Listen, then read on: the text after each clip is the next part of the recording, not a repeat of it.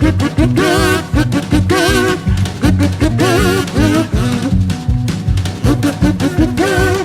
everybody, it's the Lazy Eye Modeler here again, back in the Woody Workshop. It's still Monday the 14th, just a little later in the evening. I hadn't planned on making another video so soon, but I realized I blathered on about Acme having their videos up on coverage of the show, and if you've already watched my other video, I hope you didn't click on that link because it's Acme 2015. And it's James Plays with Trucks videos. James, I didn't. Are you? I guess you're part of the Acme Club. I didn't realize that. Anyway, sorry if you've clicked on the link and watched last year's show. No harm, I guess. It was an excellent show last year too. That's part of what got me so revved up about going this year.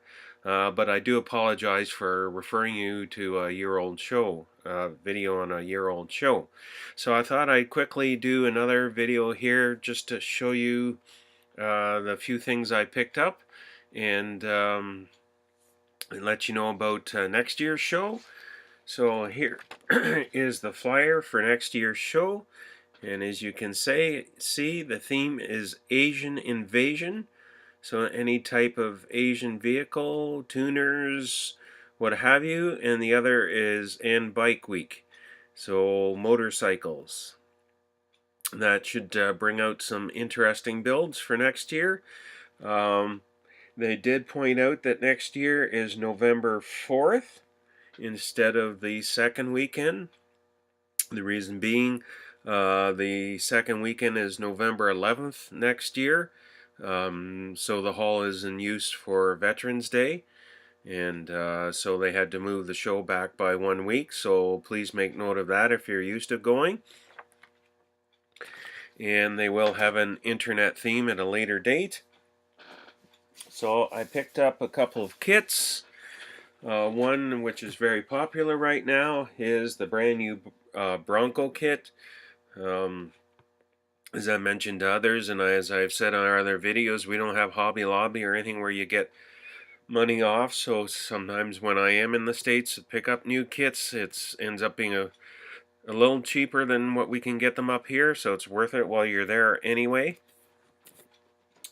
Another kit I got was, of course I didn't plan this, I'm doing this on the fly, so sorry for the rattling and whatever else.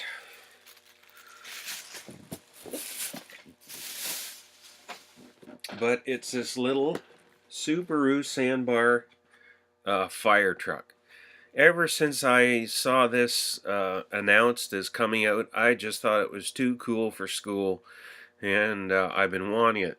And I was going to order it from Hobby Link Japan, but I kept putting it off, and I saw one of the vendors had it, and by the time I did the conversion from American into Canadian and whatnot, and figured out what would it cost me to ship it and buy it, it was just as quick to buy it from the vendor there at Acme, at the Acme show. I have some ideas for this little kit, but we'll see what eventually happens, but I just think it's so neat. And we stopped at Extreme Scale Detail. I got a new sheet of bare metal foil, and I'm not going to show you everything, but we did get a flathead engine with a 3-speed transmission from the Outlaw Speed Shop from Sheldon's new venture. We got some megaphones and a fin oil filter from Parts by Parks. We got a bunch of Detail Master. I'm showing nobody here, am I? Fittings and braided line. And we got some stuff from ProTech. We got some hot rod gauge clusters and some little bolt heads, which should be cool. Very nice. Thank you to Chip and Lisa Reimer from Extreme Scale Detail. It was great to have a chance to talk to Chip for a few minutes, and Lisa was very helpful as well. It was very nice to meet both of you and deal with your business, and I'm happy to hear that if I need stuff, they've had no problem shipping it up here to Canada, so that's great. Jimmy Flintstone was there, which kind of surprised me. I figured he'd be up at the Detroit show the next day. So what did I get from Jimmy Flintstone? More Tikis. These are quite a bit bigger. Versions of Herman. You saw the two I've done earlier in the metallics to sort of match Herman back here. Over there. You see Herman there. So I got two big ones. These are the shift knob types that he makes. I also got two smaller ones. So these are even smaller than the two I've already done. I'll show a comparison at a later time in the sizes.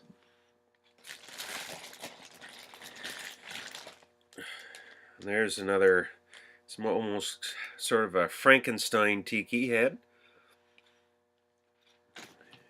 I'm kind of getting carried away with these tikis, but there's another handsome fellow. There again, it's shift knob size, so it's got the rounded head on it. You can see where that would make a good shift knob. And a couple more. So I'll be painting, while others are doing all kinds of figures, I'm going to be painting tiki dolls. And I stopped at Slick's Decals, and I picked up some different decals. Here we have nose art type decals that you would see normally on airplanes, but that get used a lot on hot rods and rat rods. We have this set, I think is probably for different types of gassers, but the Canuck had to get one that said Canuck on it. And then we have a set of two, but I don't know, yeah, if you can see that or not, but they're all Tiki related. So I got two sheets of the same thing, so you might see those showing up on some of my builds. Rattle, rattle. And I think, yeah, that's about it. Yep, that's about it. So that's my haul from Atlanta. Where did I just come from? Atlanta. It was there again. It was a great show. Seems to me there was something else I wanted to point out, but I forget now. So we'll end it here, and like I say, stay tuned during the week for upcoming videos of pictures of the builds on the tables and whatever else we can fit in there. So I took a ton of pictures. Probably what I'll do is what I do with NNL East is keep breaking them into segments so you don't have to sit for half an hour watching one video. Okay, enough for now. Thanks again to everybody involved. Acme, what a great group. They put on a great show. I forgot to thank Acme themselves in the last video, but you guys did a bang-up job. If you see this, I really appreciate it. Super organized, and that was quite impressive, and I want to thank you guys for that.